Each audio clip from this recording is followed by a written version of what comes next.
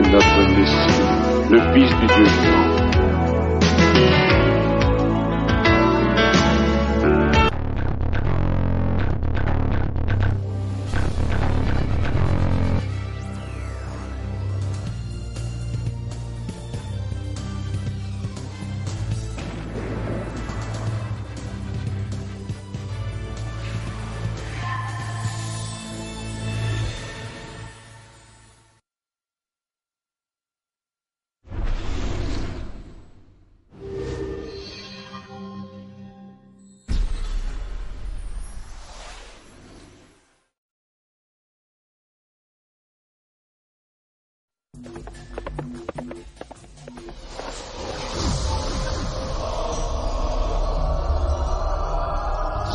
Reçois le parfum qui t'est dû, la beauté de ton nom, mon âme est perdue. Je veux n'être qu'à toi, Jésus, je t'aime.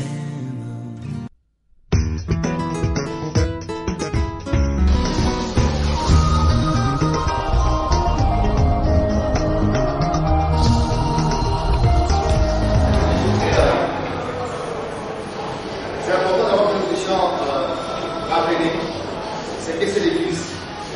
Quand on parle de la mission de l'Église, sans nous rappeler d'abord le concept de l'Église. C'est quand on dit la mission de l'Église de Jésus-Christ.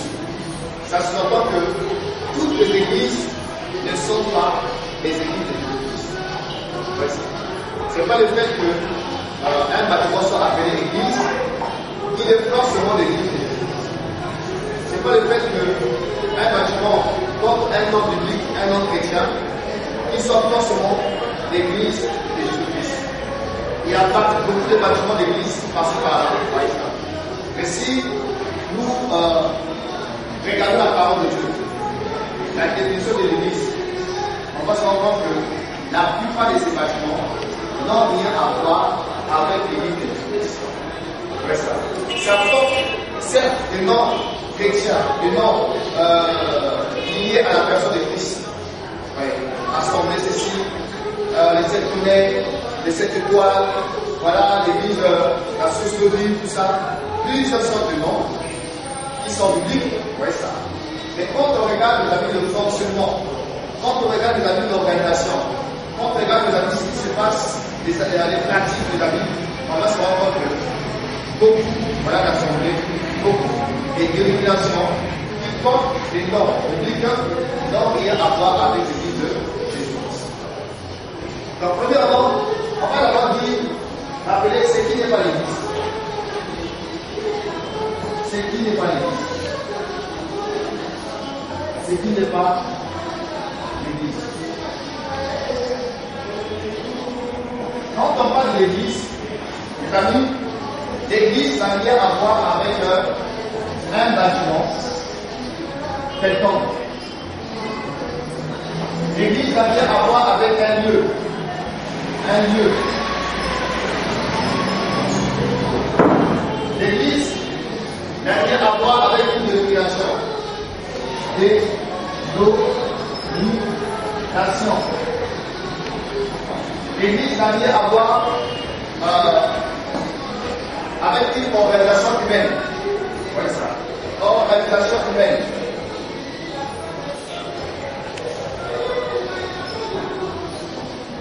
L'église n'a rien à voir avec un système humain.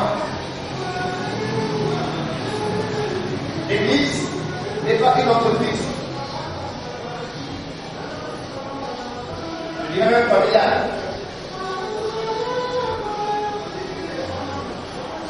L'église, mes amis, n'est pas une dynastie. Une dynastie. L'église, ce n'est pas du business. Ça n'a rien à voir avec le business. Et on peut allonger la liste de ce qui n'est pas l'église. Parce qu'aujourd'hui, nous avons, comme nous l'avons dit, il y a beaucoup d'églises. L'église, c'est ci. L'église, c'est là. Ouais, ça. Mais les Écritures nous montrent que quand on parle de l'église, l'église, ce n'est pas un bâtiment. Un bâtiment, quelqu'un, on a dit un bon nom, on a bien décoré, vous voyez ça. C'est pas ça l'église. L'église n'est pas un lieu. Comme souvent on aime le dire, oh, je vais à l'église. On verra ça. On ne va pas à l'église. Parce que l'église n'est pas un lieu, l'église n'est pas un endroit, l'église n'est pas un bâtiment. Même si c'est bien décoré, même si c'est luxueux, même si quand tu entres dans la vie, il y a le confort. Vous voyez ça. Ça n'a rien à voir avec l'église. Pourquoi? Parce que Jésus dit que Dieu n'habite pas dans les temples faits des mains d'hommes. Dieu n'habite pas dans les temples faits des mains d'hommes. Vous voyez ça. Et l'église n'est pas non plus une dénomination. C'est-à-dire qu'un nom que quelqu'un a donné, vous voyez ça, à ta vision, à son ministère. Quand on le voit par-ci par-là. Vous voyez. Dénommer signifie donner un nom. Pourquoi? Parce que quand nous regardons dans le Nouveau Testament, on va constater qu'aucune église biblique avait un nom spécifique. Aucune église biblique avait un nom particulier. On les appelait les églises de Christ, les assemblées de Dieu, ou encore l'église de Dieu. Oui. Mais aujourd'hui, mes amis, nous trouvons beaucoup d'églises locales, chacun a son nom, chacun a sa vision, chacun a son fonctionnement, chacun a son système, chacun a son organisation. Vous voyez ça? D'où les expressions, ma vision à moi, je suis le visionnaire. Vous voyez? Je suis le pasteur principal. Toutes sortes de trucs qu'on ne retrouve dans aucun passage biblique. On ne retrouve pas dans l'église de la Bible primitive. L'église, ça vient à voir avec une organisation humaine. Quand vous regardez, il y a un règlement intérieur. Vous voyez ça? Un règlement intérieur qui n'a rien à voir avec la parole. Alors que le vrai règlement intérieur de l'église de Jésus, c'est quoi? C'est la Bible. C'est la parole de Dieu qui constitue le véritable règlement intérieur. Vous voyez? L'église n'a rien à voir avec un système. Un système qui est conçu, préétabli, bien planifié par les hommes. L'église n'a rien à voir avec une entreprise familiale. Beaucoup d'églises aujourd'hui, quand vous regardez, ce sont des entreprises. Vous voyez ça? Des activités lucratives. Où la personne qui est là, l'ami, est là pour se servir du nom du Seigneur, pour s'enrichir, pour se faire de l'argent, pour atteindre ses projets personnels. Vous voyez ça? Et ce n'est pas ça l'église de Jésus. Ce n'est pas une entreprise familiale. Où quand le père meurt, c'est l'enfant qui doit prendre la relève, quand on va projeter dans beaucoup d'assemblées aussi. Vous voyez ça? Et c'est pas ça l'église de Jésus, parce qu'on ne retrouve pas ça dans le fonctionnement apostolique. La Bible dit que nous avons été étudiés sous le fondement des apôtres. Donc Jésus-Christ est la pierre angulaire. Donc l'église d'aujourd'hui doit se comparer à l'église apostolique, à l'église biblique, à l'église primitive. Voyez ça. Et toutes les pratiques, toutes les inventions, tous les systèmes d'organisation qui n'ont rien à voir avec ce que Pierre a fait, avec ce que Jean a fait, avec ce que Paul a fait de la Bible, doit être mis à la poubelle. Parce que c'est pas ça l'église. L'église n'a rien à voir avec une dynastie ou encore le business. Voyez. Et s'il faut identifier, analyser plusieurs églises locales aujourd'hui, on va retrouver les églises bâtiments, les églises lieux, les églises dénominations, les églises organisations humaines, les églises entreprises familiales, les églises au royaume, vous voyez ça, et les églises, voilà, tout ce qu'on peut ajouter. Alors la question, je vais nous rappeler encore ce matin, nous prenons encore ce matin, c'est quoi l'église de Jésus-Christ? Parce que comme l'avons dit, il y a église et église. Vous voyez ça? Il ne suffit pas qu'un bâtiment soit appelé église, qu'il soit l'église de Jésus-Christ. Il y a église et église. Et beaucoup d'églises locales n'ont rien à voir avec l'église de Jésus-Christ. Et pour ce matin, nous voulons partager sur l'église de Jésus-Christ. Non pas sur l'église des hommes, non pas sur l'église de Bishop, non pas sur l'église d'une catégorie de personnes, mais l'église de Jésus-Christ. Et dans Matthieu 16, verset 13 à 18, Matthieu 16 à 18, Jésus va poser une question précise aux apôtres. Il va poser la question de savoir qu'est-ce que la foule dit de moi, qu'est-ce que la foule pense de moi, quelles sont les opinions de la foule touchant ma personne. Alors plusieurs réponses vont être données, parmi lesquelles les autres disent que tu es Jean-Baptiste, d'autres disent que tu es Élie, d'autres disent que tu es Jérémie, d'autres disent que tu es l'un des prophètes. Alors le Seigneur s'est tourné vers les 12 qu'il avait choisis en leur posant la même question. Quant à vous que j'ai choisi, quant à vous que j'ai appelé, quant à vous que j'ai mis à part pour rester avec moi, quant à vous qui marchez avec moi, qui dormez avec moi, qui souffrez avec moi, voyez ça. Qu'est-ce que vous pensez de moi?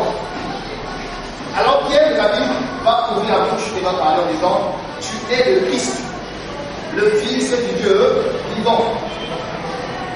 Alors Christ dit à Pierre, tu es heureux, Simon, fils de Jonas, parce que ce n'est ni la chair ni le sang qui t'ont révélé ces choses, mais c'est mon Père qui t'a révélé. Et moi je te dis que tu es Pierre, que tu es Pierre. En grec c'est Pétros. Pétros est sur ce rocher ou sur ce roc. Rocher ou roc. Rocher, roc. En grec c'est Pétra. Donc tu es Pierre, c'est-à-dire que tu es Pétros, et sous ce rocher, sur ce roc, je bâtirai mon église. Parole de Christ. Je bâtirai mon église. Et d'après ce passage-là, qu'est-ce que nous pouvons déjà, la Bible, comprendre de façon essentielle, touchant l'église de Dieu? Nous comprenons premièrement d'abord que pour être membre de l'église de Jésus-Christ, il faut avoir eu une révélation de la personne de Christ. Il faut que Christ se soit révélé à nous. Il faut avoir d'abord rencontré la personne de Jésus-Christ. Comme Pierre avait été aidé par le Père pour avoir la révélation que Jésus-Christ n'était pas un homme ordinaire, n'était pas un simple prophète, mais qu'il était plus qu'un prophète, plus qu'un homme, qu'il était le Messie, le Shiloh, le sauveur du monde. Donc, quelqu'un ne peut pas être membre de l'église véritable de Jésus s'il n'a pas rencontré Jésus, si Jésus ne s'est pas révélé à lui. Et quand Christ s'est révélé à nous de la vie, le fruit c'est quoi? Le fruit c'était Corinthiens 5:17. Quand quelqu'un est en Christ, il devient une nouvelle créature. Les choses anciennes passent et toutes choses deviennent nouvelles. Quand Christ se révèle à quelqu'un, qu'est-ce qui se passe dans la vie? La personne quitte le monde, quitte le péché, quitte la religion, quitte les ténèbres pour se marier, pour s'attacher à Jésus. Quand Christ se révèle à la vie, nous passons de la mort à la vie, des ténèbres à la lumière, de la puissance de Satan à la puissance de Dieu. Oui, ça. Et autrement encore, il dira à Pierre que tu es Pierre, c'est-à-dire Pétros en grec. Pétros signifie petit caillou. Petit caillou ou petite pierre. Qu'est-ce que cela nous enseigne? Cela nous enseigne que le matériau, ou encore le matériel avec lequel Jésus bâtit son église, ce sont des hommes et des femmes à qui il s'est revenu. Christ bâtit son église avec des pierres vivantes. Des pierres vivantes qui sont des hommes qui sont passés, la Bible, par la nouvelle naissance, par la repentance, par la conversion. Voyez ça. Une fois qu'on est converti, nous devenons un Pétros, c'est-à-dire qu'une pierre avec laquelle Christ bâtit son église. Et c'est écrit dans 1 Pierre 2. Et vous, comme des pierres vivantes, édifiez-vous pour construire une maison spirituelle. Voyez ça. Donc chaque chrétien, chaque disciple de Christ constitue pour Christ une pierre vivante avec laquelle Jésus bâtit sa maison qui est l'Église. Et il dit, tu es pierre, et sur ce rocher, ces rochers ne font que la révélation que Pierre avait eue, à savoir Jésus, le Fils de Dieu, Jésus, le Messie. Donc voilà, nous comprenons que l'Église de Jésus, Christ a bâti avec des pierres vivantes, qui sont les hommes et les femmes qui l'ont rencontré, à qui il s'est révélé. Et le fondement de l'Église, c'est la personne de Christ lui-même. C'est-à-dire que le roc ou le rocher, les trois en reste dessus, gros caillou, Pétros, petit caillou, et Pétra, gros caillou. Et les gros cailloux dépendent de la personne de Christ lui-même, qui est le fondement de l'Église. Les fondements sur lesquels l'Église est bâtie. Et dans 1 Corinthiens 3, on dira, personne ne doit poser un autre fondement. Si c'est même celui qui a été posé, à savoir Jésus-Christ. Donc un sage architecte, je posais le fondement, dira Paul. Et personne, donc aucun apôtre, aucun soi-disant pape, évêque, prophète, arraché, je ne sais pas, tout le monde que nous connaissons de la vie, ne peut oser dire, venir encore poser un fondement. Le fondement a été posé, il se tombe. Et ce fondement de l'Église, c'est Jésus-Christ. Elle est bâtie sur Christ.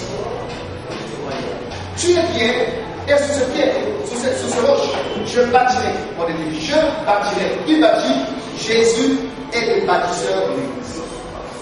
Je bâtirai. Ce n'est pas les hommes qui bâtissent, mais c'est Christ qui bâtit. C'est lui qui est le bâtisseur de son Église à lui. J'insiste, de son Église à lui. Voyez ça. Je bâtirai mon Église. À l'époque, on a vu que mon, c'est l'adjectif possessif qui explique quoi? L'appartenance, la propriété. Voyez. Je bâtirai mon Église. Comment quoi? L'Église appartient à Jésus. L'Église est la propriété privée de Jésus-Christ. L'Église est le bien exclusif de la personne de Jésus-Christ. Ouais, ça. Donc l'Église n'appartient pas à un prophète, n'appartient pas à un pasteur, à un évangéliste, à un docteur, mais l'Église appartient à Christ. Il est le seul qui a dit, je bâtirai mon Église. Voyez ça. Donc c'est lui le visionnaire de l'Église. Le visionnaire de l'Église de Jésus, c'est lui-même. Le chef de l'Église de Jésus, c'est lui-même. Il est le chef, il est la tête, il est le fondement, il est le bâtisseur, il est tout. C'est lui qui fait tout, c'est lui qui accomplit tout, c'est lui qui remplit tout. Bien sûr, en passant par les hommes. Amen. Alléluia. Amen. Alors, ça c'est juste un petit rappel ce matin pour nous amener à comprendre, voyez ça, les vérités essentielles de l'Église de Jésus. Pour être membre de l'Église de Jésus, il faut avoir rencontré Jésus. Il faut que Christ soit révélé à nous. Jésus bâtit son Église avec quoi? Des pierres vivantes qui sont les hommes et les femmes à qui il s'est révélé. L'Église est bâtie sur Christ qui en est le fondement. Le fondement, la fondation, Jésus. Voilà ça. Et le bâtisseur de l'Église de Jésus, c'est lui-même, le bâtisseur, le visionnaire, le patron, la tête, l'Église, tout. Voilà ça. Et aussi, l'Église appartient à nous. Et par définition, le mot d'Église vient d'un mot grec. On l'appelle Ecclésia. Ecclésia, qui est séparé en deux mots. Ek, qui signifie en deux. Ecclésis, qui signifie appel ou appelé. Ecclésia est un mot grec. Pourquoi? Avant que Jésus ne dise explicitement, il y avait déjà de l'église existante. Il y avait déjà des ecclésias. Et l'ecclésia grecque était composée par les citoyens,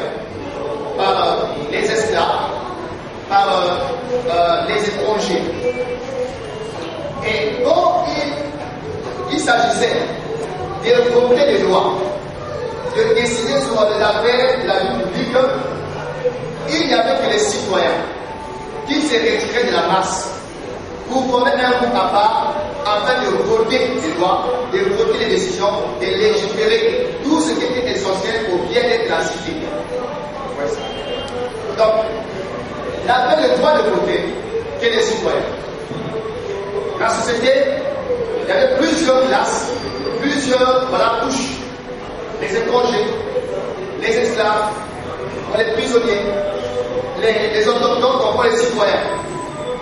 Maintenant, pendant les grands rassemblements qui étaient convoqués, il n'y avait que les citoyens qui se retiraient de la masse populaire, de la population, pour pouvoir décider, prendre des décisions. Et ce qui est devenu l'expression ecclésiastique appelée hors d'eux. Donc les citoyens étaient appelés hors de la masse populaire pour se mettre à part à faire des décisions. Et quand Christ arrive, il utilise le même mot grec. Parce que le mot église n'est pas un nom que du ciel. C'est un nom qui existait déjà. Parce qu'avant Christ, il y avait déjà des ecclésias. C'est pourquoi il dit que moi je bâtirai aussi mon église à moi, mon église. Pourquoi? Parce qu'il y avait déjà des églises à juifs, l'église à grec, l'église à romaine. Et Christ présente dans ce passage-là son projet de la vie de fonder, son église à lui. Amen. Et son église de la vie était donc composée par des hommes et des femmes qui ont été appelés hors de quoi? Hors du monde. Hors de quoi? Hors du péché. Hors de quoi? Hors des systèmes humains. Hors de quoi? Hors de la religion. Hors de quoi? Hors du péché. Voyez ça. Et le moyen par lequel les hommes et les femmes sont appelés, c'est l'évangile. L'évangile qui est prêché. Voyez ça. L'évangile qui est prêché est une invitation de Dieu à ce que les gens sortent du monde pour s'attacher à Christ. Les gens sortent du péché pour s'incorporer dans le corps de l'Église. Alléluia. Ouais, ça. Appelé hors du monde. Donc l'Église est définie comme étant l'ensemble de tous les hommes, de toutes les femmes, de toutes les nations, de toutes les tribus, de tous les hommes de la vie qui ont été appelés hors du monde pour s'attacher à Christ. Ouais, ça. Pour se marier à Christ, pour demeurer avec Christ, pour vivre avec Christ, pour marcher avec Christ, pour la vie, pour le glorifier, pour l'adorer, pour le servir. Voilà ça. Donc, tu ne peux pas être membre de l'Église de Jésus si, mes amis, tu n'as pas quitté, si tu n'as pas renoncé au monde. Par exemple, quand Christ, quand il prêchait, il disait, si quelqu'un veut venir après moi, qu'il renonce à lui-même, qu'il prenne sa croix chaque jour et qu'il me suive. Voyez, il faut le renoncement au péché, le renoncement à tout ce qui peut nous séparer de Dieu. On renonce, on se détourne du mal pour se tourner vers le Seigneur afin d'être en train de le suivre. Voyez, il y a deux mouvements. Ici, quelqu'un dit à moi, donc, venir à Christ et le faire savoir, il ne peut être mon disciple. Et si quelqu'un me suit, donc, il y a venir à Christ et marcher avec lui. Venir à Christ, vous savez, c'est la marche, la marche de la croix. Et le suivre, vous savez, c'est la marche dans la sanctification de la vérité. Vous voyez ça. Donc, voilà pour de façon essentielle la définition de notre sujet, à savoir l'Église de Jésus. C'est l'ensemble de tous les hommes et des femmes qui ont été appelés par le monde. Donc, l'Église n'a rien à voir avec un bâtiment. L'Église n'a rien à voir avec un lieu. Quand Jésus viendra de la vie, ce ne sont pas des bâtiments qui seront enlevés. Vous voyez ça. Mais ce sont des hommes et des femmes qui ont rencontré le Seigneur, qui l'ont connu, qui marchent avec lui, qui se sanctifient dans l'attente de son retour. Vous voyez ça. Et la Bible est claire que Dieu n'habite pas dans le temple fait des mêmes dons. Il n'y habite pas.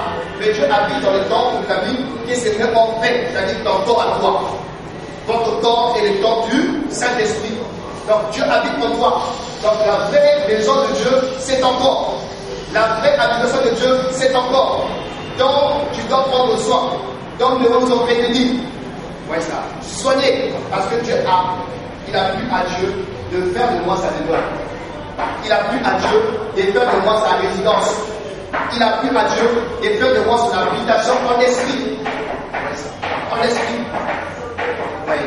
Alors, voilà que nous avons une ressource essentielle. C'est l'esprit l'Église de Jésus-Christ. C'est l'ensemble des hommes et des femmes appelés par le monde pour dessus, pour s'attacher à lui.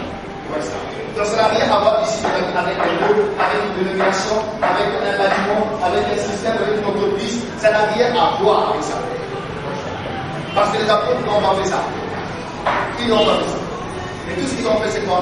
Ils ont écouté Jésus et ils ont suivi Jésus. Ils ont servi Jésus. Ils ont posé Jésus-Christ. Alors, pour ce matin, nous voulons aborder un sujet, comme je l'ai dit, très vaste. On ne peut pas tout faire ce matin. Et quand on fait des cours, parce qu'il faut au moins 3 jours des séminaires, une semaine, pour parler de tous les aspects de la mission de l'Église. Mais pour ce matin, nous sommes produits pour parler juste des aspects essentiels de la mission de l'Église. Et avant que nous puissions parler de la mission de l'Église, il est important que nous puissions d'abord nous rappeler la mission d'Israël, la vocation d'Israël. Dans Exode chapitre 4, verset 23, Dieu s'est révélé à Moïse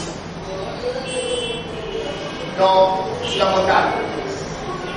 Dieu va envoyer Moïse, ses amis, à aller en Égypte, voir le pharaon, et voilà, demander à ses derniers de laisser aller son peuple.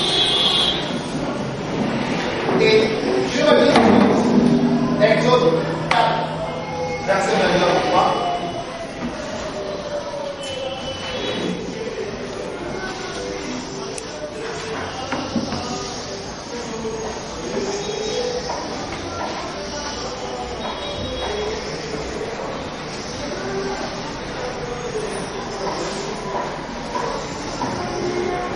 Exode 4, 22-23. Tu diras à Pharaon, ainsi parle l'Éternel Israël et mon fils, mon premier-né. Je te dis, laisse aller mon fils pour qu'il me serve. Si tu refuses de le laisser aller, voici je ferai périr ton fils, ton premier-né. Donc voilà la parole que Dieu a mis dans la bouche de Moïse. Il parle de Pharaon et dit à Pharaon, laisse aller mon premier-né. Et qui est son premier-né? Israël. Donc Dieu a fait Israël le premier-né de l'Éternel. Le premier-né parmi les nations. La nation choisie. La nation à qui Dieu s'était révélé. Ouais, ça. Et c'est pourquoi tu l'appelles mon premier-né. Les nations. Et arrivé dans le désert, Dieu va dire à Israël, Exode 19, verset 5 à 6, Exode 19, 5 à 6, il dit ceci, maintenant, si vous écoutez ma voix, et si vous gardez mon alliance, vous m'appartiendrez entre tous les peuples, car toute la terre est à moi.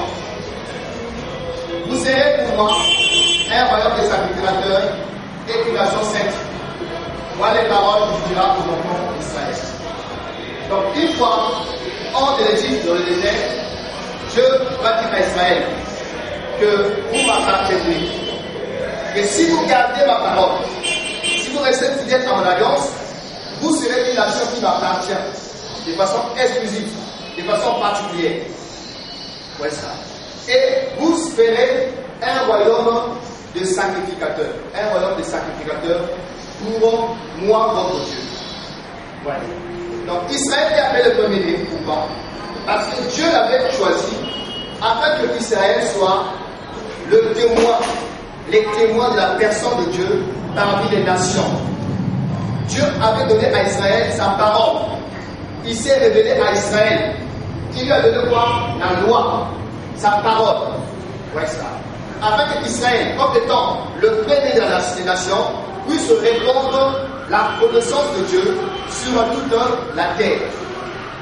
Puisse révéler la personne de Dieu. Que toute la nation puisse connaître Dieu au travers du témoignage d'Israël.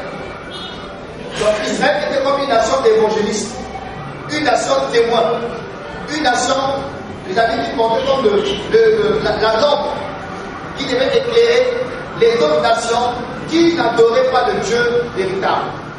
Voilà ça. En dehors d'Israël, les autres nations adoraient des faux dieux, adoraient des idoles, adoraient des divinités, des amis païennes. Voilà ça. La seule nation à qui Dieu s'était révélé, à qui Dieu a révélé son cœur, à qui Dieu a révélé sa parole, à qui Dieu a révélé sa pensée, les amis, à cette époque-là, c'était Israël. Ouais, ça. Et Dieu va donner, les amis, une promesse à Israël, mais une promesse conditionnelle, que si vous gardez mon alliance, vous serez un peuple qui m'appartient en propre. Ouais, ça. Et vous serez un royaume de sacrificateurs. Sacrificateurs. Ouais, ça. Et quand on parle des sacrificateurs, on va voir la sacrificature. Sacrificature signifie service. Donc Israël avait été appelé à servir Dieu. Ouais, ça. À servir Dieu en révélant la personne de Dieu à toutes les nations d'alentour. Malheureusement, on va constater qu'Israël n'avait pas respecté l'alliance. Et qu'on nous manquerait, ça. Israël avait failli et Dieu va encore se mettre à côté pour un temps. Voyez ça. Et l'ayant mis à côté pour un temps, Dieu va susciter quoi? L'Église. Et va confier à l'Église la responsabilité qu'avait Israël de pouvoir présenter la personne de Dieu à toutes les nations. Voyez ça. Et c'est que Pierre dira dans 1 Pierre 2, 1 Pierre 2,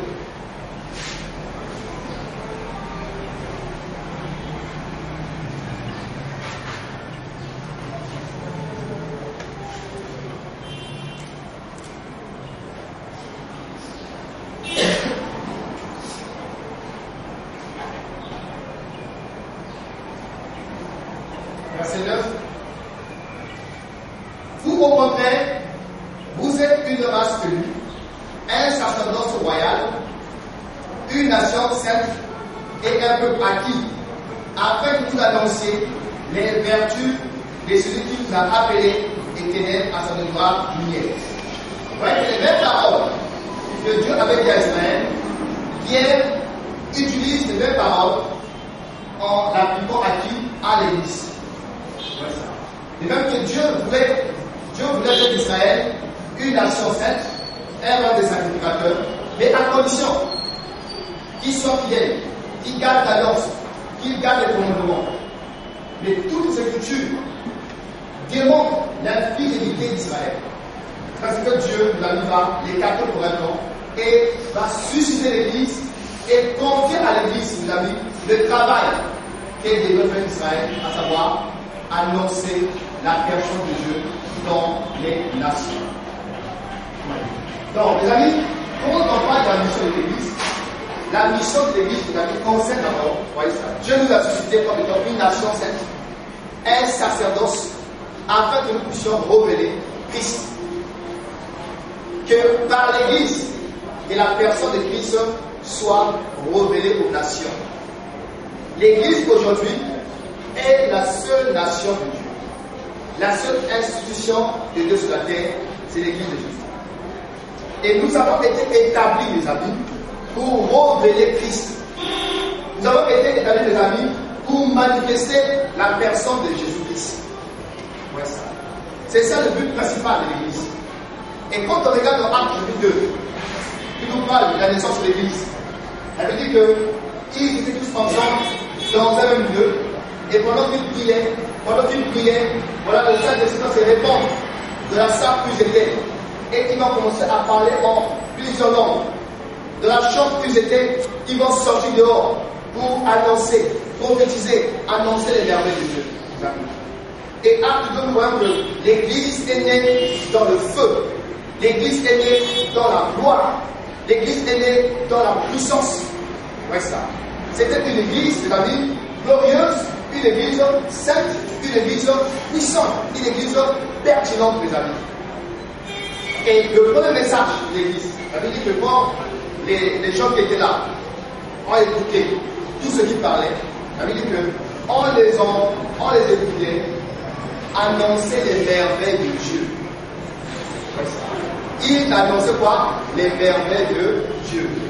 Quand on parle des merveilles de Dieu, la merveille en un mot merveilleux. Merveilleux, qui n'est autre que la vie, un adjectif touche la personne de Jésus-Christ. Merveilleux. Admirable conseiller, c'est la même chose. Admirable conseiller, comme Isaïe 9:5. Un enfant nous aider, on appellera Prince éternel, admirable, encore merveilleux. Voyez ça. Donc, le premier message que l'Église de David a fait entendre au monde, voyez ça. L'Église a présenté, les amis, la merveille des merveilles qui n'est autre que Jésus-Christ. La merveille des merveilles, le Fils de Dieu, le roi des rois, Jésus de Nazareth.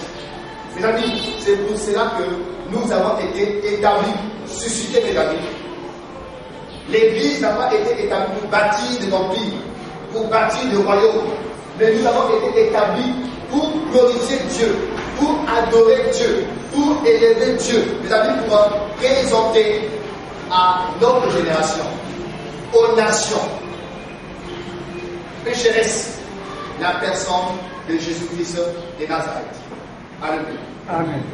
Donc, quand on parle de la mission de l'Église, on va regarder la mission dans deux aspects. La mission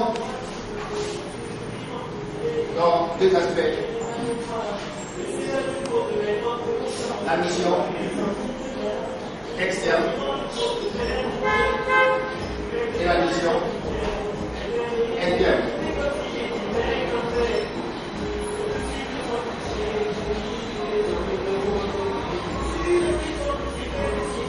On va aller dans Matthieu 18, verset 20. Matthieu 18, verset 20.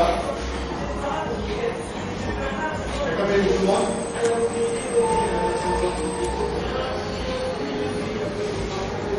Matthieu 18, 28. Une autre là. Un volontaire dans la lecture.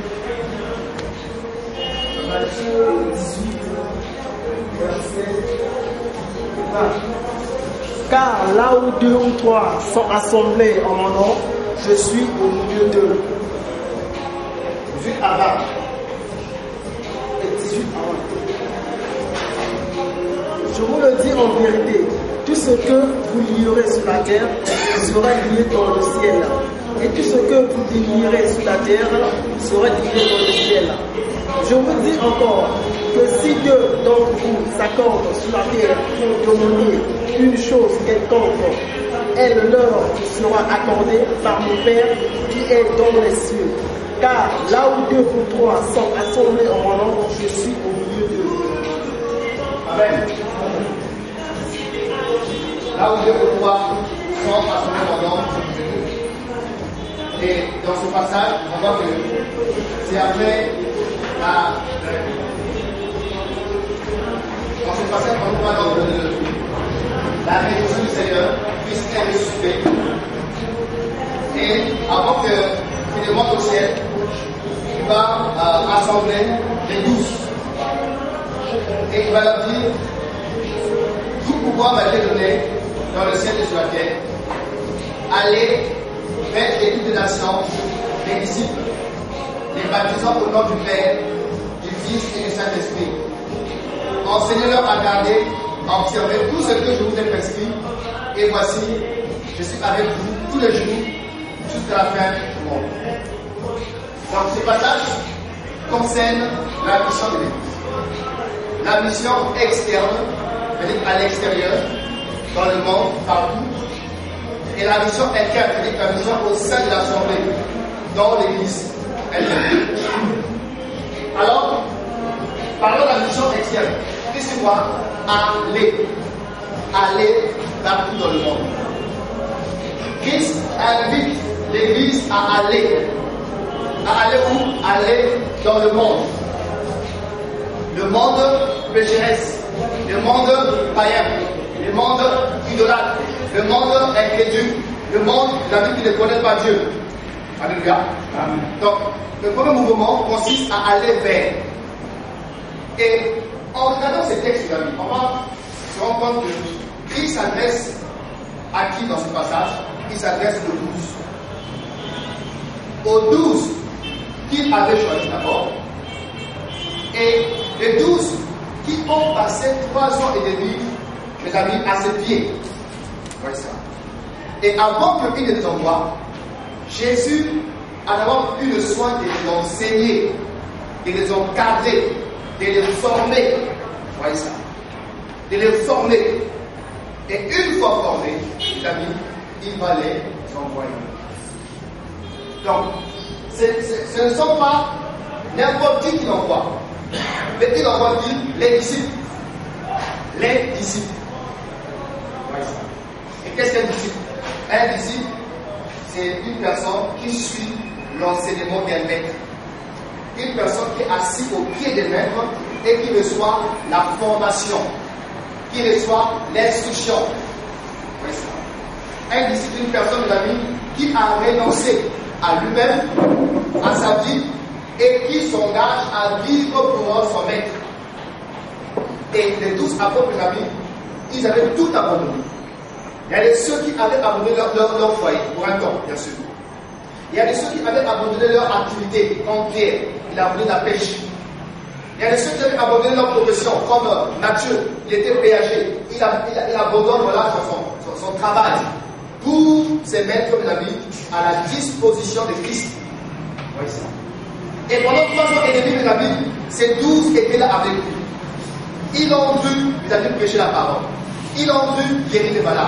Ils ont dû, mes amis, ressusciter les morts. Ils ont dû, mes amis, manifester la compassion de vous. Vous voyez ça. Ils ont dû avoir faim. Ils ont dû avoir soif. Ils ont dû, mes amis, avoir peur. Et tant que homme, bien sûr. Ouais. Et pendant 3 ans et demi, ils ont été ensemble. Ouais. Et ils ont reçu tout ce qui était essentiel pour eux, mes amis, pour être des disciples authentiques. Donc on voit qu'ici, quand il est question d'aller, mes amis, ce sont des hommes formés. Ce sont des hommes et des femmes disciples, qui sont des disciples du Seigneur. Et en allant, nous allons faire quoi? Pendant la mission externe. Nous allons faire quoi? Nous allons témoigner Jésus-Christ. Acte 1, 6 à 8. Acte 1, 6 à 8. Nous avons ceci. Acte 1, 6 à 8. Alors, les apôtres venus lui demandèrent, Seigneur, est-ce en ce temps que tu rétabliras le nom d'Israël? Il leur répondit, ce n'est pas à vous de connaître les temps ou les moments que le Père a fixé les apôtres autorités. Mais vous, recevez une puissance, le Saint-Esprit survenant sur vous, et vous serez les témoins à Jérusalem, dans toute la Judée, dans la Samarie et jusqu'aux extrémités de la terre. Amen. Donc ici, les amis, c'est toujours après la résurrection, il était toujours avec les apôtres. Et il leur dit, vous recevez quoi? Une puissance. Vous recevez quoi? Le Saint-Esprit. Attendez la promesse. N'allez pas d'abord. Restez, attendez à ce que vous soyez revêtus, la puissance de haut. Et une fois revêtus, vous sortirez. Et c'est ce qui s'est passé dans Acte 2. Dès qu'ils ont été revenus, mes amis, de la chambre où ils étaient, ils sont sortis dehors. Vous voyez ça? Ils ont reçu la vie et ils sont sortis pour communiquer la vie. Ils ont reçu, mes amis, la lumière, ils sont sortis pour répondre à la lumière. Ils ont reçu la connaissance de Christ, ils sont sortis pour répondre à la connaissance de Christ. Donc quand nous allons, mes amis, nous sortons, nous allons pour témoigner Jésus-Christ. Alléluia. Et c'est la mission externe. Témoigner Jésus-Christ. Il dit, vous serez mes témoins. Mes témoins, témoins de Christ. Donc on ne témoigne pas des hommes. On ne témoigne pas des prophètes. On ne témoigne pas un ministère. On ne témoigne pas une dénomination. Mais on témoigne une personne, Jésus-Christ. Oui. Aujourd'hui, mes amis, ce qui est malheureux, quand nous écoutons les hommes de Dieu, à la télévision, à la radio, partout ailleurs, en écoutant, on va se rendre compte, mes amis, que l'Église est sortie, mes amis, de la vision biblique. Vous voyez ça? On voit des gens qui se mettent à prêcher leurs femmes, à prêcher leur argent, à prêcher leur voyage dans l'étranger, à prêcher leur bénédiction, à prêcher autre chose que la personne de Christ. Mes amis, nous avons été appelés pour témoigner non pas notre argent, pour témoigner non pas notre beauté, pour témoigner non pas nos miracles, pour témoigner non pas nos voyages, non, mais pour témoigner la personne de Jésus-Christ. On dira, que quand j'ai été au milieu de vous, je n'ai eu qu'une seule pensée. Jésus-Christ crucifié. Jésus-Christ crucifié. Voyez. Mais d'où vient-il, mes amis, aujourd'hui, quand nous écoutons les témoignages des églises locales, un témoignage qui n'est pas christocentrique. Le témoignage de l'église de Jésus est christocentrique, c'est-à-dire que centré sur la personne de Jésus-Christ. C'est lui le témoignage des Écritures. Voyez. Et lui a dit dans Jean 5, 39, parlant aux pharisiens, vous sortez les Écritures en espérant avoir par elle la vie éternelle. Mais ce sont elles qui rendent témoignage de moi. Donc Christ dit que les Écritures, la Genèse à l'Apocalypse, rendent témoignage de lui. Ouais. Le Père n'a pas de témoignage. Le témoignage du Père, c'est lequel? Celui-ci est mon fils bien-aimé, mon fils Jésus, l'affection. Le Saint-Esprit n'a pas de témoignage. Les témoignages du Saint-Esprit, c'est quoi? Quand il viendra, il vous révélera Christ. Il pourra ce qui est avant et vous l'annoncera. Donc, et le Père et le Saint-Esprit, mes amis, témoignent Jésus. Mais d'où vient-il nous aujourd'hui, mes amis? On se met à témoigner autre chose. Oui, ça. Donc, sans témoigner des témoins de leur pasteur. Quand tu leur prends, est-ce que tu fais ça? Tu vas au prophète? Est-ce que tu vas prendre Jésus? On n'est pas appelé pour témoigner le prophète. Amen. Alléluia. Amen. Non, mes amis. L'Église n'a pas été établie, appelée pour témoigner les hommes, mais pour témoigner Jésus-Christ crucifié. Et le message de l'Évangile est un message christocentrique, centré sur la personne de Jésus-Christ.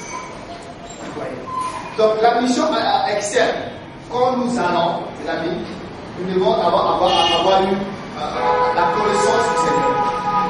Parce qu'un témoin, c'est celui qui a vu, celui qui a entendu, c'est lui qui a touché, c'est lui qui a contemplé. Voyez. Et les apôtres disaient, ce que nos yeux ont vu, ce que nos oreilles ont entendu, ce que nos mains ont touché, ce que nos yeux ont contemplé, c'est ce que nous annonçons. Donc un témoignage authentique, mes amis, ce n'est pas un témoignage donné par intermédiaire, par information, mais c'est du vécu. C'est l'expérience permanente et quotidienne avec la personne de Christ. Et tout disciple authentique doit avoir une expérience. Tout disciple authentique doit avoir une relation. Il doit parler avec Jésus. Il doit connaître Jésus. Ouais, ça. Mais nous sommes une génération, mes amis d'Église, qui parle d'un Dieu qu'il ignore. Nous témoignons d'une personne qu'on ne connaît pas. Une personne qu'on n'a pas rencontrée. Une personne qu'on n'a pas touchée. Une personne qu'on n'a pas expérimenté. Parce que quand, mes amis, nous expérimentons la personne de Christ, notre vie est transformée. 2 Corinthiens 5, 17. Quand quelqu'un est en Christ, il est une nouvelle créature. Ouais, ça. Je ne veux pas dire que tu as rencontré Jésus et que tu aimes le monde et que tu prends plaisir dans le péché. Tu es dans le péché et tu dis que tu es le témoin de Christ.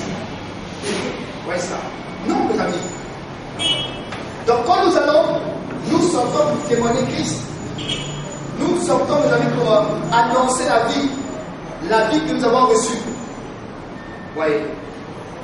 C'est par l'abondance du cœur que la bouche parle. Quelqu'un qui aime le football, il peut passer une journée sans parler de football. Parce que son cœur est rempli de ça. Quelqu'un qui aime la nourriture, ses amis dans ses conversations, c'est la bouffe. C'est la bouffe. Parce que son cœur est rempli de ça. Et si notre cœur, notre vie, la vie de Christ, mes amis, coule en nous, mes amis, cette vie va couler. Si notre cœur est rempli de Christ, quand nous parlerons, mes amis, nous parlerons de Christ. Comment savoir ce qui occupe le cœur d'une personne? Il faut l'écouter parler. Alléluia. Oui, ça. Donc, pour laquelle les hommes de Dieu publient. Oui, ça. Comment ça veut qu'ils sont publics? C'est que leur message, argent, argent, argent, argent. Pourquoi? Parce que son cœur n'est pas rempli de Christ. C'est l'argent. Oui, ça. Toujours argent, argent, argent. Un Jésus, mes amis, qui aime l'argent. Un Jésus assoiffé d'argent. Oui, ça. D'autres encore, mes amis, qu'un message qui est basé sur quoi? Sur les biens matériels, sur des choses passagères. Alors que l'évangile, mes amis, nous conduit au ciel. Le message de l'évangile est un message céleste qui nous amène à chercher le royaume et sa justice. Amen. Amen. Et toutes choses seront données par-dessus. Ouais. La Bible dit, Matthieu 5, verset 13, vous êtes le ciel de la terre. La mission externe de la Bible fait de nous quoi? Le ciel de la terre. Nous sommes le ciel dans ce monde. Et quel est le rôle du ciel? Vous savez, le ciel est là pour donner la saveur de la nourriture. Donc la mission externe de l'Église, mes amis, c'est donner la saveur au monde. Qui est par notre témoignage, mes amis, que l'homme tient à Christ. Et le vrai témoignage, c'est pas faire du bruit dans les quartiers. Je suis chrétien, je suis enfant de Dieu. Mes amis, le vrai témoignage, c'est ta vie à toi. C'est le fruit que le monde veut voir. Oui, ça. Et ce fruit qui ne montre que la manifestation de la vie de Christ en nous. Le caractère de Christ en nous qui doit se manifester. C'est ça ce que Dieu veut. Aujourd'hui, mes amis, le nom de Dieu est blasphémé à cause de l'Église. Beaucoup de chrétiens ne veulent plus prier, ne veulent plus prier à cause des chrétiens. Beaucoup préfèrent rester à la maison à cause du nouvel témoignage des pasteurs, des docteurs, des évangélistes, des amis. Oui, ça. L'Église, plusieurs églises locales ont perdu leur saveur. Ils ont perdu le témoignage. Ils n'ont plus le chandelier. Le chandelier, vous avez été ôté. Comme Christ dira à Éphèse, que si tu ne te réponds pas, j'ôterai le chandelier. Le chandelier qui est là pour éclairer. Plusieurs pasteurs n'ont plus le chandelier. Ils ont perdu leur chandelier. Plusieurs leaders n'ont plus le chandelier. Plusieurs églises, bâtiments locales n'ont plus le chandelier. Vous voyez ça? Ils ont perdu la lumière. Alors que Christ dit, vous êtes le sel de la terre, vous êtes la lumière du monde. On n'allume pas une lampe pour la mettre sous le lit. On n'allume pas une lampe pour le couvrir d'un vase. Mais quand la lampe est allumée, mes amis, c'est pour être mis, mes amis, sur le porte-lampe, pour que la maison soit éclairée. Donc la mission externe de l'Église, nous avons été établis pour témoigner Christ, pour révéler Christ. Que l'on découvre par la vie, par ta vie, mes amis, la personne de Christ. Oui, ça. Soit par les paroles, soit par les actes, soit par les œuvres, vous avez dit qu'on voit Christ. Christ est comment? Christ est amour. Accessible. Tous connaîtront, c'est-à-dire que le mondain, qui est vous êtes ici, si vous avez l'amour des âges d'aujourd'hui. Mais où est l'amour dans l'Église aujourd'hui? Où est l'amour biblique? Où la parole témoignage qu'il n'y avait aucun indigent parmi eux? Pourquoi? Parce qu'il s'aimait tellement qu'on ne peut pas voir l'autre dans le besoin. Oui. Mais nos églises, mes amis, beaucoup de nos églises ont beaucoup d'argent et aussi beaucoup de nécessiteux. Oui. Le témoignage de l'église, Christ est comment? Christ est saint. Manifester la sainteté, mes amis, dans ce monde. La sainteté. Dieu est saint et nous également sommes devant être saints. Et être saint, c'est quoi? Être saint, c'est séparer du mal. La séparation avec le péché. La séparation avec les fausses doctrines. La séparation avec les idoles. La séparation avec le monde. La séparation avec la chair. La séparation avec la religion. La séparation avec tout ce qui est contraire à la nature de Dieu, à son caractère, à sa vision, à sa nature. La séparation. On a vu ça. Nous sommes une nation sainte. L'église est une nation sainte. Mais aujourd'hui, mes amis, beaucoup des églises locales, mes amis, sont devenues comme des poubelles. Des poubelles. Si tu touches le ciel, mes amis, tu vas constater que c'est rempli de saletés, des ordures. Oui, ça. Il n'y a plus la sainteté. On chante pour Dieu, on est de la fornication. Oui, ça. On impose les mêmes aujourd'hui, mes amis, on est de l'adultère. Des soi-disant sainteté de Dieu, mais quand vous regardez les caractères de la vie, mes amis, il n'y a pas la crainte de Dieu. Et les gens disent que waouh, et si c'est ça, vous m'en priez, je peux rester à la maison. Parce qu'ils observent. Nous qui allons dans les lieux de réunion, ils observent. Toi qui entends les chants chrétiens chaque matin, chaque soir, ils observent. Oui, ça. Toi qui souvent as toujours ta vie en train de méditer, ils observent. Parce que le plus important, ce n'est pas aller dans le réunion. Ce n'est pas avoir de la connaissance. Ce n'est pas écouter la parole, mais la mise en pratique. Dieu n'est pas impressionné par les hommes qui écoutent la parole. Mais Dieu, mes amis, est impressionné par les hommes qui écoutent la parole et qui la mettent en pratique. La mise en pratique. Nos églises sont remplies de beaucoup de personnes remplies de connaissances. Il va te démontrer que Genèse, Malachie, il va te beaucoup de démonstrations, mais il n'y a pas la vie. Il n'y a pas la vie. Ça. La mission externe, témoigner Christ, être le témoin de Christ, manifester la vie de Christ, l'amour, la sainteté, la justice, l'unité.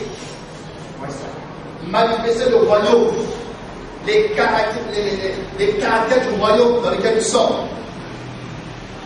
Parce qu'on a vu, nous sommes un royaume des sacrificateurs. L'église de Christ est un royaume. Et Romains 14, 17 dira, le royaume des cieux, les conséquences le royaume des cieux, ce n'est pas de manger et de boire, ce n'est pas de manger et de boire, mais c'est la paix, c'est la justice et c'est la joie. Le royaume des cieux, ce n'est pas de manger et de boire. Ce qui montre que je suis chrétien, je suis enfant de Dieu, ce n'est pas le domaine du manger, du boire, ce n'est pas le domaine du physique. Et je m'habille bien, j'ai une belle maison, j'ai une bonne femme, je suis marié, tout ça. Ce n'est pas le manger et le boire. Parce que ça, les païens aussi font non. Mais moi, monsieur, mes amis, c'est le caractère, le fruit qu'il faut manifester. La paix avec Dieu, la paix avec tous, rechercher la paix avec tous, et la population sur laquelle persévérera le Seigneur. Voilà ça. La justice, avoir une vie interne. Voilà ça. Vivre dans l'honnêteté, pas dans l'escroquerie, dans la magouille. La joie, manifester la joie de l'esprit, le fruit de l'esprit. Et ailleurs, on avait dit que le royaume de Dieu ne consiste pas seulement en parole, mais par la démonstration de la puissance de Dieu. Donc le royaume consiste quoi? La démonstration de la puissance de Dieu. Cette puissance que les apôtres ont démontré, mes amis, on annonçait la parole, on avait dit qu'il y avait beaucoup de conversions. Et la puissance qui se manifeste, mes amis, par des conversions authentiques, véritables. Ils eurent les cœurs vivement touchés de l'écriture. Mais la parole d'aujourd'hui, mes amis, c'est une parole qui touche plus les cœurs, qui caresse la chair. Alors que quand on écoutait les apôtres, on avait dit qu'ils avaient les cœurs vivement touchés. Et l'homme se convertissait. L'homme se détournait des idoles pour servir Dieu. Et la puissance aussi, mes amis, c'est la puissance sur le péché. La puissance sur le péché. Beaucoup de pasteurs démontrent leur puissance par les délivrances, en cherchant les démons, tout ça, voilà, les guérisons, tout ça. Mais quand on regarde leur vie, la cupidité, mes amis, la liée, esclave de la corruption, esclave du sexe, esclave du mensonge. Oui, ça. Mais ça guérit les gens, démontre tout ça, mais devant le péché, les amis, ils sont impuissants, ils sont écrasés, ils sont asservis. Les amis, la puissance d'abord sur le péché. Alléluia. Sur le péché. Et la puissance aussi, vous avez ajouté aussi, ce sont les démons, sur les puissances des ténèbres. L'Église de Jésus a reçu l'autorité comme la bonne. Tout pouvoir a été donné dans le ciel et sur la terre. Et je vous donne le pouvoir de marcher sur les scorpions et les serpents, sur toute la puissance de Satan, et rien n'est comme lui. Voilà les caractères du royaume que nous devons manifester étant l'Église sur la terre. Amen. Amen. Donc, de façon résumative, la mission externe de l'Église, c'est présenter la personne de Christ. Ça veut dire que c'est par l'Église que les dénominations, les autorités connaîtront la sagesse infiniment variée de Dieu. la sagesse infiniment variée de Dieu n'est autre que la personne de Jésus. C'est lui la sagesse faite de chair. Il dira, vous avez entendu parler de la sagesse de Salomon. Ouais, ça. La reine d'Éthiopie a quitté l'Éthiopie pour aller écouter Salomon. Mais il y a ici plus que Salomon. C'est-à-dire que ce mot, la sagesse de Salomon. La sagesse incarnée. La sagesse personnifiée, c'est Jésus-Christ. Et Éphésiens 3:10 dit que c'est par l'Église que les démons et les puissances des ténèbres connaîtront la sagesse infiniment variée de Dieu, Jésus-Christ. Donc l'Église est comme une école. Une école. Et la leçon qui enseigne c'est quoi? La sagesse infiniment variée. Et les élèves, c'est qui? C'est les démons, c'est Satan, les sorciers. Je leur démontre qui est Jésus. Amen.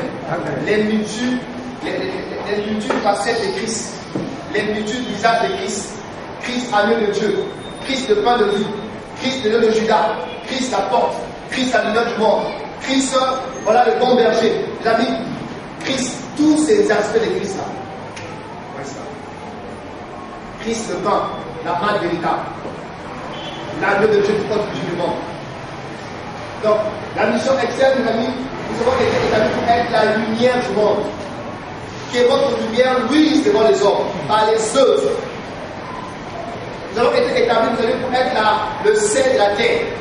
Le sel donne le goût et le sel empêche les aliments à se décomposer.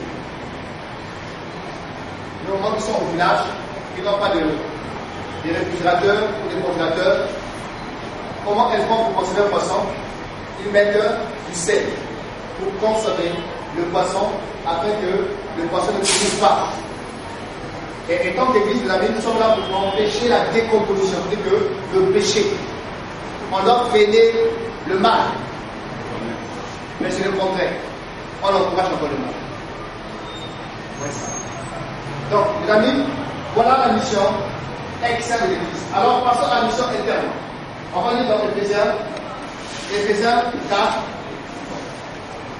Éphésiens 4, verset 11 à 14.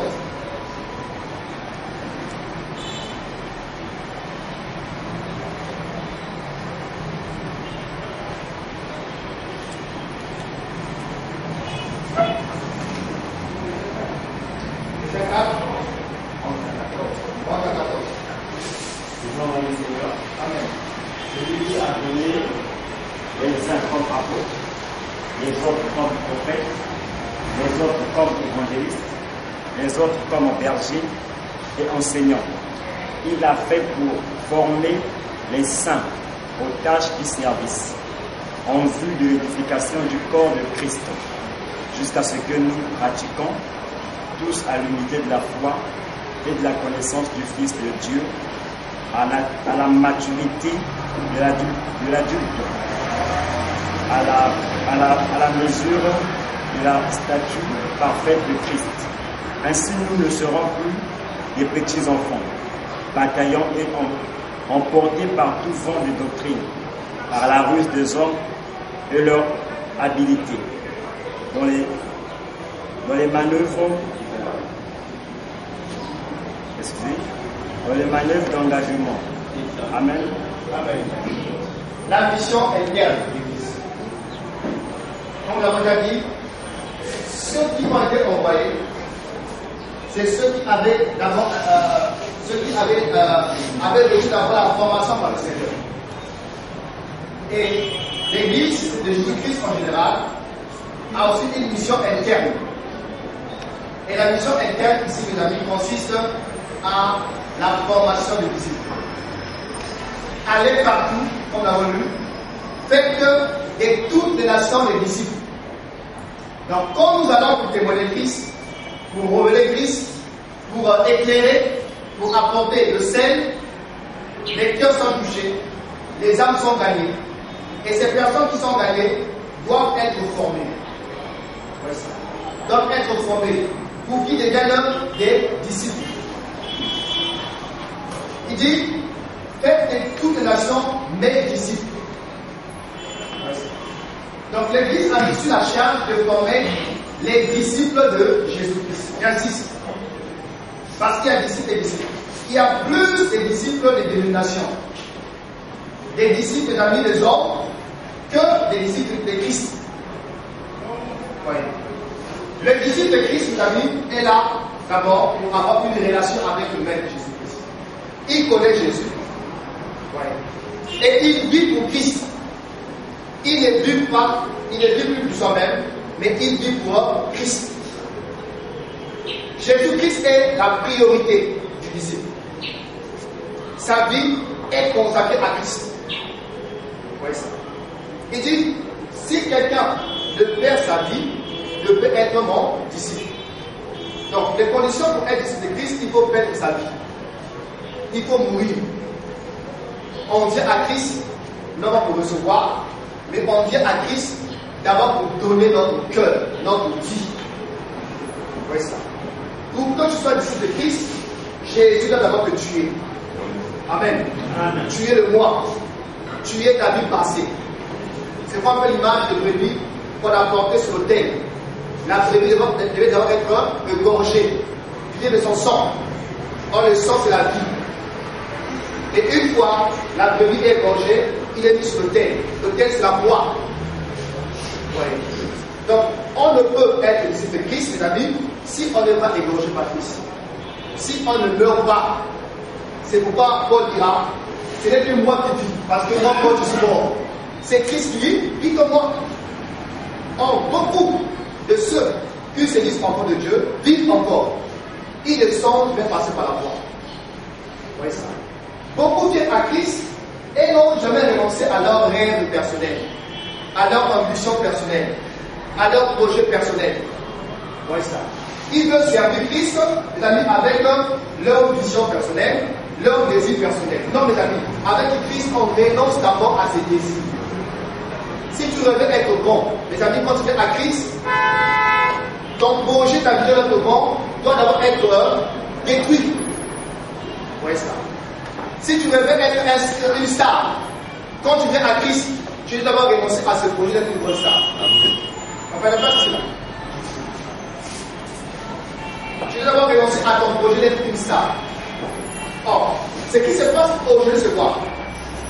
Beaucoup des hommes de Dieu sont venus à Christ ayant des ambitions personnelles, ayant des projets personnels, ayant des rêves personnels, et quand ils sont venus au Seigneur, ils n'ont jamais renoncé à leur rêve personnel. Quand dans le monde, ils rêvaient être grands, alors ils veulent utiliser la parole de Dieu pour être bons. Quand dans le monde, ils rêvaient avoir beaucoup d'argent, et ils veulent utiliser l'évangile pour avoir beaucoup d'argent. Ouais, ça. Donc l'évangile est devenu comme un moyen par lequel l'on veut satisfaire ses désirs, ses passions, ses ambitions personnelles. Vous avez dit, on n'est pas disciple. On n'est pas disciple. Voyez. Luc 9, 23. Si quelqu'un veut venir avant moi, dit Christ, qu'il renonce à lui-même, qu'il prenne sa croix chaque jour et qu'il me suive. Voyez. Donc si l'on n'a pas renoncé à soi-même, on n'a pas part à Christ, on n'a pas part à sa vie, on n'a pas part, mes amis, à sa volonté. On ne peut rien recevoir de lui. Sinon, et c'est des groupes mathématiques. Donc la mission interne de l'Église consiste à former les disciples de Jésus-Christ. Pas les disciples d'une dénomination quelconque. Voyez. À nous les catholiques, à nous les protestants, à nous les églises de réveil, à nous, non les amis. Là nous sommes les disciples d'une dénomination. Alléluia. Parce que les disciples de Christ se réfèrent à Christ. Voyez ça. Ils se réfèrent à Christ. Jésus est pour lui, voyez ça, le modèle à suivre. Jésus est devant et le disciple est derrière. Si le maître qui est Jésus va à gauche, le disciple aussi va à gauche. Si le maître va à droite, le disciple aussi va à droite.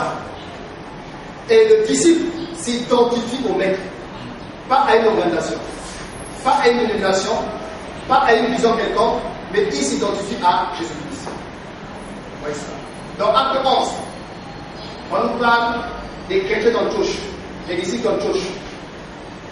Il avait dit que Pierre et Barnabas, Paul et Barnabas plutôt, vont enseigner pendant une année. Ils vont enseigner les frères et sœurs. Ils vont donner des enseignements. Et après, quand la population va voir ces chrétiens qui avaient été enseignés, qui avaient reçu la formation, en voyant ces chrétiens dans le bus, dans le marché, dans les places publiques, dans les services, tout ça, l'ont retrouvé la personne de Jésus. Alors ils ont dit, oh, mais ces hommes-là, mais cette femme-là, mais il ressemble à celui qui a été crucifié. Mais il parle comme lui, mais il marche comme lui. Mais. Alors ils ont dit que, voilà, ils sont des chrétiens. Voilà l'origine de ce nom chrétien. Au début, tous ceux qui croyaient, on l'appelait disciples. Mais le nom chrétien avait été donné par les païens d'Antioche, pas les chrétiens. Les païens d'Antioche qui ont examiné les chrétiens de cette époque-là et ont retrouvé, non pas une doctrine, mais une personne. Amen. Ont retrouvé, non pas un système, non pas une théologie, mais une personne, Jésus-Christ. Vous voyez ça. Mais aujourd'hui, quand les gens parlent, parce que moi, je peux te voir, quand tu es les terres milieu, c'est-à-dire que l'on s'identifie à son environnement, à sa vision, à sa dénomination. Mes amis, on n'est pas disciple de Christ. Mais si quelqu'un un jour te dit, ah, mais toi tu es chrétien. Oh, pourquoi non, mais moi je vois que tu es chrétien. Voilà. Ça c'est bon. Amen. Amen. Alléluia. Mais si quelqu'un te dit, oh, toi tu es humaniste, mes amis, ça c'est bon. Parce qu'un disciple doit s'identifier à Christ. Ça veut dire tout disciple accompli sera comme son maître. Voilà. La finalité de la formation du disciple, c'est que quand on le voit, on retrouve le maître en toi. Tu parles comme le maître, tu vis comme le maître, tu te comportes comme le maître. Jésus-Christ. Donc la mission interne de l'Église de la vie concerne d'abord la formation des disciples, les hommes et les femmes qui sont gagnés au Seigneur, au travers des témoignages, au travers de la proclamation de la bonne nouvelle. Ces hommes et ces femmes doivent être enseignés, doivent être encadrés. Voilà ça. Et pour que l'on puisse manifester la vie de Christ, il faut qu'on vous parle de Christ. C'est là aussi le problème. Pour que je puisse manifester la vie de Christ, il faut qu'on enseigne la personne de Christ. Si tu sers l'arachide, tu récoltes quoi? L'arachide. Si tu sers le maïs, tu récoltes quoi? Le maïs. Et si Jésus est scellé dans les gens, mes amis, on va retrouver quoi? Jésus-Christ. Et le problème aujourd'hui, c'est que l'on n'est plus en train de s'aimer Jésus dans les chrétiens. On sème autre chose, autre sémence, autre évangile, autre enseignement qui n'a rien à voir avec l'évangile christocentrique, qui n'a rien à voir avec l'évangile du royaume, qui est basé sur la personne de Jésus-Christ Nazareth, Jésus seul. Ouais, ça. C'est pourquoi l'on manifeste les caractéristiques de la religion, de la dénomination, parce qu'on reçoit un enseignement, mes amis, comme sur mesure. Un enseignement sur mesure. Vous voyez ça? Et mes amis, l'Église, nous sommes appelés à former les disciples. Et nous avons été sauvés pour être des disciples de Jésus. Pas d'un homme, pas d'un prophète, pas d'un pasteur, pas d'un docteur. Parce que le seul qui est mort à la croix pour nos péchés, mes amis, c'est Jésus-Christ Nazareth. Il est le seul qui nous aime véritablement. Il est le seul qui a payé le prix pour ton rachat, qui a payé le prix pour que tu sois délivré, qui a payé le prix pour que tu sois libéré. Et aussi en tant qu'un homme de Dieu, un ancien, un leader, mes amis, nous conduit à Christ, mes amis, bénissons le Seigneur, écoutons Seigneur, suivons-le. Mais si ce leader, ce pasteur, mes amis, n'a pas un message christocentrique, Jésus-Christ n'est pas le centre de son message, sa prédication, venons, nos gens de nos coups, sortons. Oui, ça. Parce que le seul message qui peut nous amener au ciel, c'est Jésus-Christ. Il n'y a le salut par aucun autre, non. dans le ciel, sur la terre, un seul nom nous a été donné par lequel nous sommes sauvés, le nom de Jésus-Christ. Et Paul dira, si même un ange venu du ciel vous annoncer un autre évangile, que nous les apôtres, nous avons prêché. Les apôtres ont prêché. Ils n'ont pas prêché leur femme, ils n'ont pas prêché leur bâtiment d'église, ils n'ont pas prêché leur ministère, ils n'ont pas prêché leur voyage, ils n'ont pas prêché, mes amis, leur argent, ils n'ont pas prêché leur habillement, mais ils ont présenté Jésus. Donc si quelqu'un a annoncé un évangile qui a été annoncé par eux, les apôtres, les amis, que cet homme soit à la terre, ils sont maudits. Que ce pasteur, ce docteur, ce prophète, ce archive, ils sont maudits. C'est pas moi, c'est la parole de Dieu, alléluia. C'est l'évangile de Jésus-Christ. Ouais, ça. Et le passage que nous avons dit de l'Éphésiens 4, il nous parle des 5 ministères. Et ce passage nous montre même le but des 5 ministères que Christ a établi dans son monde.